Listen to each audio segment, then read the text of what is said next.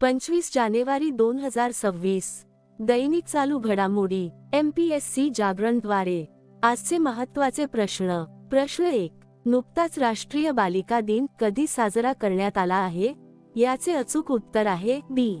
जानेवारी 24. स्पष्टीकरण. भारतात दरवर्षी जानेवारी 24 रोजी साजरा केला जाणारा राष्ट्रीय बालिका दिन हा बालिकांना समर्पित एक दिवस आहे.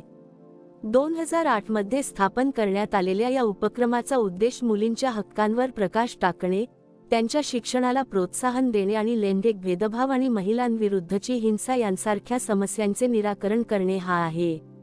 आता पाहू जानेवारी 2026 मधील महत्त्वाचे दिवस. 1 जानेवारी जागतिक कुटुंब दिन. 2 जानेवारी जागतिक अंतर्मुखी दिन. 3 जानेवारी आंतरराष्ट्रीय मन शरीर कल्याण दिन. 4 जानेवारी जागतिक ब्रेल दिन. 5 जानेवारी राष्ट्रीय पक्षी दिन. 6 जानेवारी राष्ट्रीय सिद्ध दिन आणि जागतिक युद्ध अनाथ दिन. 8 जानेवारी पृथ्वी परिवलन दिन. 9 जानेवारी प्रवासी भारतीय दिन. जानेवारी 10 जागतिक हिंदी दिन. जानेवारी 12 राष्ट्रीय युवा दिन. जानेवारी 16 राष्ट्रीय स्टार्टअप दिन. जानेवारी 18 जागतिक धर्म दिन तिसरा रविवार. जानेवारी 19 कोब्बोरोग दिन. जानेवारी 20 राष्ट्रीय पेंग्विन दिन. जानेवारी 21 त्रिपुरा, मणिपूर आणि मेघालय स्थापना दिन. जानेवारी 23 पराक्रम दिन. जानेवारी 15 भारतीय सेना दिन. प्रश्न 2. नुकताच कोणत्या देशाने जगातील पहिला सर्वसमावेशक AI कायदा मंजूर केला आहे? याचे अचूक उत्तर आहे सी. दक्षिण कोरिया. दक्षिण कोरिया. राजधानी सोल. चलन दक्षिण कोरियन वॉन. अध्यक्ष ली जे-म्यूंग. आता पाहू दक्षिण कोरियाशी संबंधित इतर चालू घडामोडी. दक्षिण कोरिया अत्यंत शक्तिशाली बॅलिस्टिक क्षेपणास्त्र HwonMo-5 तैनात करणार आहे. भारत आणि दक्षिण कोरिया यांनी पहिला नौसैनिक सराव NROKN आयोजित केला. गौरांगलाल दास यांची दक्षिण कोरियामध्ये भारताचे नवीन राजदूत म्हणून नियुक्ती करण्यात आली. अमेरिका, दक्षिण कोरिया आणि जपान यांनी दक्षिण कोरियाच्या जेजू बेटाजवळ फ्रीडम एज लष्करी सराव केला. दक्षिण कोरियाने शाळेतील वर्गामध्ये फोनवर देशव्यापी बंदी लागू केली आहे. दक्षिण कोरियाने 64 वर्षात प्रथमच नागरी संरक्षण मंत्री आह ग्यू बँग यांची नियुक्ती केली. प्रश्न 3. नुकताच 81व्या वन्यजीव प्रजातींसह एक नवीन जैविक उद्यान कोठे विकसित केले जाईल? याचे अचूक उत्तर आहे बी. राजस्थान. स्पष्टीकरण. प्रस्तावित जैविक उद्यानाचे निर्माण अलवर जिल्ह्यातील कटी घाटी आणि जैसमंद यांच्या दरम्यान केले जाईल. हे सुमारे 100 हेक्टर जमिनीवर पसरलेले असेल. यापैकी सुमारे 30% क्षेत्र प्राणीसंग्रहालय म्हणून विकसित केले जाईल, तर उर्वरित 70% क्षेत्र हरित क्षेत्र राहील, जेणेकरून नैसर्गिक वातावरण टिकून राहील. राजस्थान. राजधानी जयपूर. मुख्यमंत्री भजनलाल शर्मा. राज्यपाल हरिभाऊ किसनराव बागडे. येथे लोकसभा 25, राज्यसभा 10 आणि विधानसभा 200 जागा आहेत. आता पाहू राजस्थानशी संबंधित इतर चालू घडामोडी. बामनवास कांकर पंचायत राजस्थानची पहिली पूर्णतः जैविक ग्रामपंचायत म्हणून घोषित करण्यात आली. राजस्थानने प्रादेशिक AI प्रभाव परिषदेचे यजमानपद भूषवले. राजस्थानने वैद्यकीय शिक्षणासाठी ई-स्वास्थ्य संवाद लॉन्च केला. राजस्थानमधील सिलिसेड सरोवराला भारताचे 96वे रामसर स्थळ म्हणून घोषित करण्यात आले. संरक्षण मंत्री राजनाथ सिंह यांनी जैसलमेर येथे शौर्य वनचे उद्घाटन केले. 5वे खेलो इंडिया युनिव्हर्सिटी गेम्स राजस्थानमध्ये आयोजित केले जातील. वाळवंटी मृदा निर्माण तंत्रज्ञानाचा वापर करून राजस्थानमध्ये पहिल्यांदाच गव्हाची शेती करण्यात आली. प्रश्न 4. नुकताच टाटा समूह कोणत्या राज्याच्या AI इनोव्हेशन सिटीमध्ये 11 अब्ज डॉलरची गुंतवणूक करणार आहे? याचे अचूक उत्तर आहे सी. महाराष्ट्र. स्पष्टीकरण. टाटा समूहाने महाराष्ट्रात आर्टिफिशियल इंटेलिजन्स डेटा सेंटर आणि सेमीकंडक्टरशी संबंधित सेवांवर लक्ष केंद्रित करणारी जागतिक दर्जाची इनोव्हेशन सिटी स्थापन करण्यासाठी 11 अब्ज डॉलरच्या गुंतवणुकीची घोषणा केली आहे. आता पाहू महाराष्ट्राशी संबंधित इतर चालू घडामोडी. संरक्षण मंत्री राजनाथ सिंह यांनी नागपुरात दारुगोळा युनिटचे उद्घाटन केले. नीती आयोगाच्या निर्यात सज्जता निर्देशांक 2024 मध्ये महाराष्ट्र अव्वल स्थानी राहिला आहे. भारतीय सैन्याने महाराष्ट्रात सांझा शक्ती सराव आयोजित केला. DRDOने टॉप अटॅक क्षमता असलेल्या स्वदेशी MPATGM ची यशस्वी चाचणी महाराष्ट्रात केली. अदानी समूहाने पुण्यात शरदचंद्र पवार कृत्रिम बुद्धिमत्ता उत्कृष्टता केंद्र सुरू केले. भारतातील सर्वात मोठी प्राचीन गोलाकार दगडांची चक्रव्यूह महाराष्ट्रात शोधली गेली.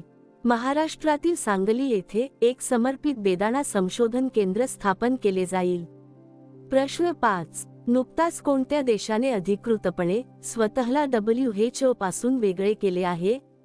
याचे अचूक उत्तर आहे डी. अमेरिका. आता पाहू अमेरिकेसंबंधित इतर चालू घडामोडी. अमेरिकेने भारताला पॅक्स सिलिकामध्ये सामील होण्यासाठी आमंत्रित केले आहे. अमेरिकेने 75 देशांसाठी व्हिसावर बंदी घातली आहे. अमेरिकेने इराणसोबत व्यापार करणाऱ्या देशांवर 25% शुल्क लावले आहे. अमेरिकेने सिरियामध्ये ऑपरेशन हॉकाय स्ट्राईक पूर्ण केले. इस्रोने अमेरिकन कंपनी ॲस्ट स्पेस मोबाईलचे ब्लूबर्ड ब्लॉक 2 दळणवळण उपग्रह यशस्वीरित्या प्रक्षेपित केले. अमेरिकन सिनेटने जॅरेड इसाकमन यांची नासा प्रमुख म्हणून नियुक्ती केली. प्रश्न 6. नुकतीच टाटा कम्युनिकेशन्सने कोणाची MD आणि CEO म्हणून नियुक्ती केली आहे? याचे अचूक उत्तर आहे बी. गणेश लक्ष्मीनारायणन. स्पष्टीकरण. टाटा कम्युनिकेशन्सने गणेश लक्ष्मीनारायणन यांची व्यवस्थापकीय संचालक MD आणि मुख्य कार्यकारी अधिकारी CEO म्हणून नियुक्ती केली आहे. ते त्यांच्या 30 वर्षांहून अधिक जागतिक व्यवस्थापन अनुभवाचा लाभ कंपनीला मिळवून देतील. आता पाहू इतर महत्त्वाच्या नियुक्त्या. मेटाने डेना पॉवेल मॅककॉर्मिक यांची आपली अध्यक्ष आणि उपाध्यक्ष म्हणून नियुक्ती केली आहे. केंद्रीय दक्षता आयोगाचे दक्षता आयुक्त म्हणून प्रवीण वशिष्ठ यांची नियुक्ती करण्यात आली. TVS सप्लाय चेन सोल्युशन्सने विकास चड्डा यांची ग्लोबल CEO म्हणून नियुक्ती केली. शत्रजित सिंह कपूर यांची ITBP प्रमुख म्हणून नियुक्ती करण्यात आली. Ramesh Kumar Juneja council for leather एक्सपोर्ट्सचे अध्यक्ष बनले आहेत. HSBC प्रायव्हेट बँकेने इरालियू यांची CEO म्हणून नियुक्ती केली. न्यायमूर्ती मुहम्मद मुस्ताक यांची सिक्कीम उच्च न्यायालयाचे मुख्य न्यायाधीश म्हणून नियुक्ती करण्यात आली. बेंगळुरू येथील केंद्रीय रेशीम मंडळाच्या संचालकपदी PS गिरीशा यांची नियुक्ती करण्यात आली. प्रश्न 7. नुकतेच राम जन्मभूमी यात्रा या पुस्तकाचे प्रकाशन कोणी केले आहे? याचे अचूक उत्तर आहे सी.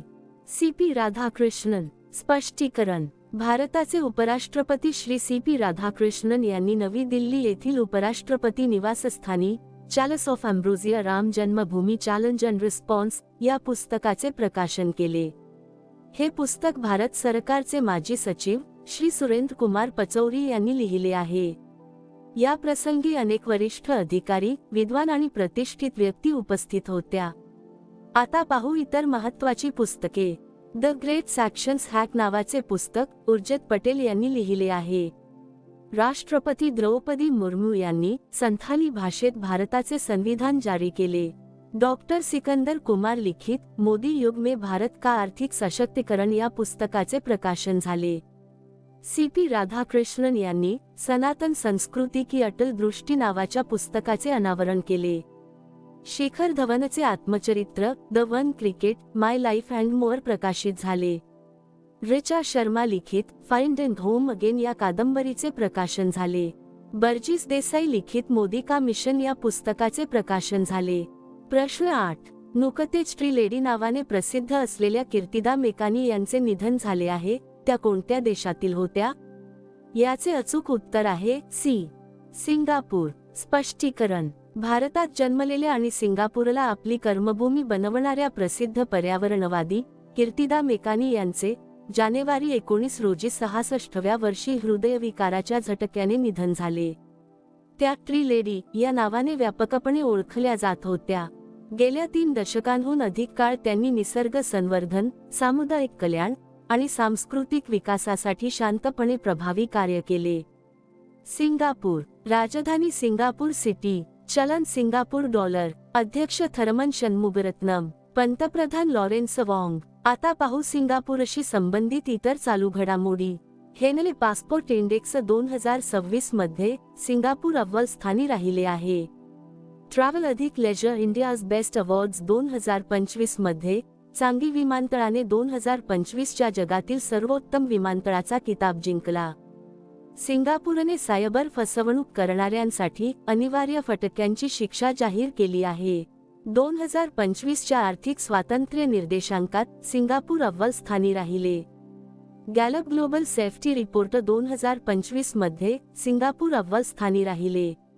INS निस्तार सिंगापूरमध्ये सराव पॅसिफिक रिच 2025 मध्ये सहभागी झाले. प्रश्न 9. नुकताच कोणत्या राज्याच्या पोलिसांना उत्कृष्ट सेवेसाठी राष्ट्रपती पोलीस ध्वज पुरस्काराने सन्मानित करण्यात आले आहे? याचे अचूक उत्तर आहे बी. सिक्कीम. स्पष्टीकरण. सिक्कीम पोलिसांना उत्कृष्ट सेवेसाठी राष्ट्रपती पोलीस ध्वज पुरस्काराने सन्मानित करण्यात आले आहे. निशान या नावाने ओळखला जाणारा हा पुरस्कार शौर्य, शिस्त आणि समर्पणाचे प्रतीक आहे. स्वातंत्र्यापासून आतापर्यंत केवळ 14 राज्यांना हा प्रतिष्ठित सन्मान प्राप्त झाला आहे. सिक्कीम. राजधानी गंगटोक. मुख्यमंत्री प्रेमसिंह तमांग. राज्यपाल ओमप्रकाश माथुर. आता पाहू सिक्कीमशी संबंधित इतर चालू घडामोडी. सिक्कीममधील 2 पारंपरिक लेपचा वाद्ये तुंगबुक आणि पुमटोंग पुलित यांना GI टॅग मिळाला आहे. नारी अदालत सिक्कीममध्ये सुरू करण्यात आली आहे. सबॅटिकल लिव्ह योजना सुरू करणारे सिक्कीम पहिले राज्य ठरले आहे. भारताच्या पहिल्या डिजिटल नोमॅड विलेजचे उद्घाटन सिक्कीममध्ये झाले. 2025 मध्ये महिलांसाठी भारताचे सर्वात सुरक्षित राज्य सिक्कीम ठरले आहे. पंतप्रधान मोदींनी सिक्कीम राज्याला 50 वर्षे पूर्ण झाल्यानिमित्त स्मृती नाणे जारी केले. प्रश्न 10. नुकताच कोणता देश भारताचा दुसरा सर्वात मोठा LNG पुरवठादार बनला आहे? याचे अचूक उत्तर आहे ए. UAE. संयुक्त अरब अमिराती. UAE. संयुक्त अरब अमिराती. राजधानी अबू धाबी. चलन UAE दिरहम. अध्यक्ष मोहम्मद बिन झायेद अल नाह्यान. आता पाहू UAE शी संबंधित इतर चालू घडामोडी. इंटरसेक 2026 चे आयोजन दुबईमध्ये करण्यात आले. भारत आणि UAE दरम्यान डेझर्ट सायक्लोन या संयुक्त लष्करी सरावाची दुसरी आवृत्ती संपन्न झाली. जगातील पहिली ITVISME जीन थेरपी अबू धाबीमध्ये सुरू झाली. जगातील सर्वात मोठा डेब्यू मीडिया इव्हेंट म्हणून ब्रिज समिट 2025 चा समारोप अबू धाबीमध्ये झाला. UAE ने नवीन फेडरल कायद्यांतर्गत डिजिटल दिरहमला वैध चलन म्हणून घोषित केले आहे. UAE ने वॉक टू मार्स मोहीम सुरू केली. Asia Pacific cities summit 2025 APCS 2025 चे आयोजन दुबईमध्ये करण्यात आले. CBSE ने दुबईमध्ये पहिली आंतरराष्ट्रीय सहोदय बैठक आयोजित केली. प्रश्न 11. नुकतेच उत्तर प्रदेशातील पहिले झिरो फ्रेश वेस्ट डंप शहर कोणते बनले आहे? याचे अचूक उत्तर आहे सी. लखनौ. स्पष्टीकरण. लखनौमध्ये नुकताच शिवरी साइटवर तिसऱ्या नवीन कचरा प्रक्रिया प्रकल्पाची सुरुवात करण्यात आली आहे. यासह लखनौ उत्तर प्रदेशातील पहिले शहर बनले आहे जिथे 100% नवीन महानगरपालिका कचऱ्यावर वैज्ञानिक पद्धतीने प्रक्रिया केली जात आहे.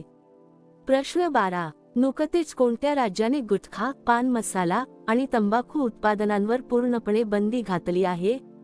याचे अचूक उत्तर आहे बी. ओडिशा. स्पष्टीकरण. ओडिशा राज्याच्या आरोग्य आणि कुटुंब कल्याण विभागाने गुटखा, पान मसाला तसेच तंबाखू किंवा निकोटीनयुक्त सर्व उत्पादनांवर कडक बंदी घालण्याची घोषणा केली आहे. या नवीन अधिसूचनेचा उद्देश या उत्पादनांचा दुरुपयोग रोखणे आणि सार्वजनिक आरोग्याचे रक्षण करणे हा आहे. ही बंदी उत्पादन, विक्री, साठवणूक, वाहतूक आणि वितरण या सर्वांवर लागू होईल. यासह ओडिशा सर्वोच्च न्यायालयाच्या देशव्यापी निर्देशांचे पूर्ण पालन करणारे राज्य बनले आहे.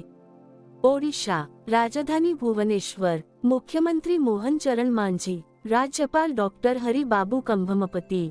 आता पाहू ओडिशाशी संबंधित इतर चालू घडामोडी. प्रसिद्ध राजाराणी संगीत महोत्सवाचे आयोजन भुवनेश्वरमध्ये करण्यात आले. भारत पहिले chronic kidney disease patient register ओडिशामध्ये सुरू करणार आहे. 25वा अखिल भारतीय प्रमुख बंदर सांस्कृतिक महोत्सव ओडिशामध्ये आयोजित करण्यात आला. भारतातील सर्वात मोठ्या सार्वजनिक क्षेत्रातील ग्रीन हायड्रोजन प्लांटचे उद्घाटन ओडिशामध्ये करण्यात आले. अनु गर्ग यांची ओडिशाच्या पहिल्या महिला मुख्य सचिव म्हणून नियुक्ती करण्यात आली. आकाश नेक्स्ट जनरेशन क्षेपणास्त्र प्रणालीची यशस्वी चाचणी ओडिशातील चांदीपूर येथे करण्यात आली. 11 दिवसांचा धनु जात्रा उत्सव ओडिशामध्ये संपन्न झाला. आता मागील व्हिडिओतील प्रश्न. नुकतीच CRPF मध्ये उपमहानिरीक्षक DIG म्हणून कोणाची नियुक्ती करण्यात आली आहे? याचे अचूक उत्तर आहे बी. रविशंकर छवी. आता पाहू सर्वात महत्त्वाचे उजळणी प्रश्न. केरळमधील अर्लाम वन्यजीव अभयारण्याचे नाव बदलून अर्लाम फुलपाखरू अभयारण्य करण्यात आले आहे. नीती आयोगाच्या निर्यात सज्जता निर्देशांक 2024 मध्ये महाराष्ट्र अव्वल स्थानावर राहिला. राजस्थानच्या नागौरी अश्वगंधाला GI टॅग मिळाला आहे. ओडिशाने आमे पडिबा आमा भसारे योजना सुरू केली.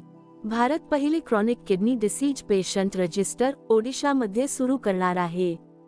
वर्ष 2026 मध्ये एतिहाद एअरवेज ला जगातील सर्वात सुरक्षित एअरलाइन म्हणून घोषित करण्यात आले आहे. भारताचे 92वे बुद्धिबळ ग्रँडमास्टर आर्यन वार्ष्णेय बनले आहेत. ऑस्ट्रेलियातील फिंके नदीला जगातील सर्वात जुनी वाहती नदी म्हणून मान्यता मिळाली आहे. अपार रेड तयार करण्यात छत्तीसगड राज्य सर्वात पुढे राहिले आहे. वैयक्तिक इलेक्ट्रिक वाहने स्वीकारण्यात केरळ राज्य सर्वात पुढे राहिले आहे. गुजरातच्या मुख्यमंत्र्यांनी कॅन्सरचा लवकर शोध करण्यासाठी आशा व्हॅन मोबाईल युनिट लॉन्च केली. 2025 मध्ये चीनची लोकसंख्या 30 लाखांनी घटली आहे. भारत जपानला मागे टाकून जगातील चौथी सर्वात मोठी अर्थव्यवस्था बनला आहे. विदर्भ संघाने सौराष्ट्रला हरवून पहिल्यांदा विजय हजारे ट्रॉफी जिंकली. 2 दिवसीय उत्तरार्ध महोत्सव गुजरातमध्ये आयोजित करण्यात आला. केंद्रीय दक्षता आयोगाचे दक्षता आयुक्त म्हणून प्रवीण वशिष्ठ यांची नियुक्ती करण्यात आली. IIT पाटणाने संशोधनाला चालना देण्यासाठी सुपर कॉम्प्युटर लॉन्च केला. कर्नाटकने महिला उद्योजकांसाठी गृहलक्ष्मी पोर्टल लॉन्च केले. कलकत्ता उच्च न्यायालयाचे नवीन मुख्य न्यायाधीश न्यायमूर्ती सुजॉय पाल बनले आहेत. राजस्थानमधील कुंभलगड वन्यजीव अभयारण्याला इको सेन्सिटिव्ह झोन म्हणून घोषित करण्यात आले आहे. आता तुमच्यासाठी प्रश्न. नुकतेच भारताचे सर्वात सुरक्षित शहर म्हणून कोणाला घोषित करण्यात आले आहे? दिलेल्या पर्यायातून याचे अचूक उत्तर कमेंट बॉक्समध्ये नक्की द्या. उद्या पुन्हा भेटू पुढील भागात. धन्यवाद.